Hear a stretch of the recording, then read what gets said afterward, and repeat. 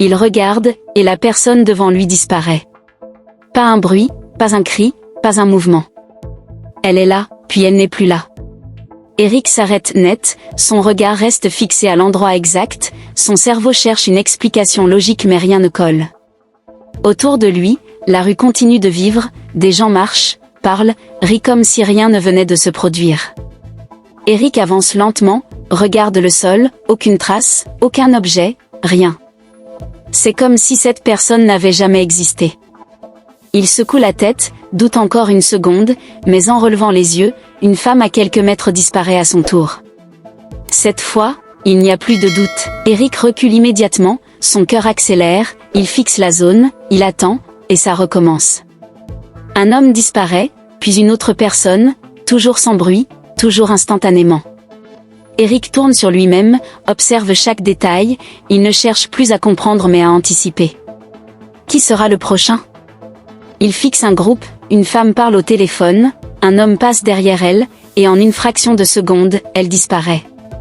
Le téléphone tombe au sol, mais personne ne réagit. Personne ne semble avoir vu. Eric regarde autour de lui, les gens continuent normalement, comme si lui seul voyait, comme si lui seul comprenait. Et là, quelque chose devient évident, les disparitions se rapprochent.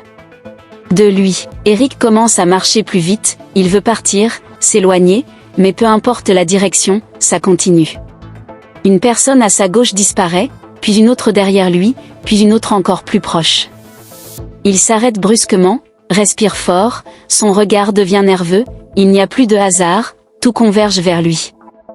Comme si le monde autour de lui se réduisait, comme si tout était effacé progressivement.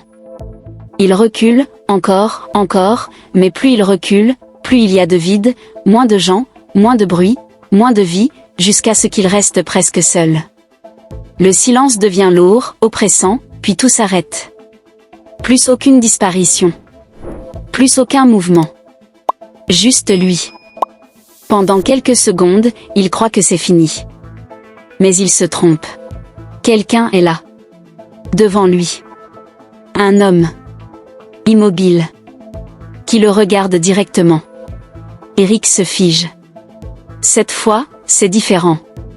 L'homme ne disparaît pas immédiatement, il reste là comme s'il attendait, comme s'il observait Eric depuis le début. Le silence devient insupportable.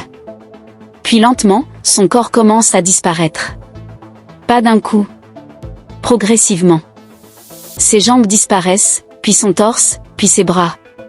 Eric ne bouge plus, il regarde, bloqué. Mais au moment où la tête disparaît, les yeux restent. Suspendus. Dans le vide. Fixés sur lui. Vivant. Présent.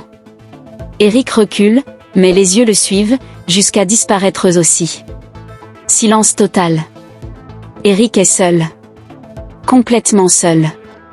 Et dans ce silence, il comprend. Ce n'est pas un accident. C'est un processus.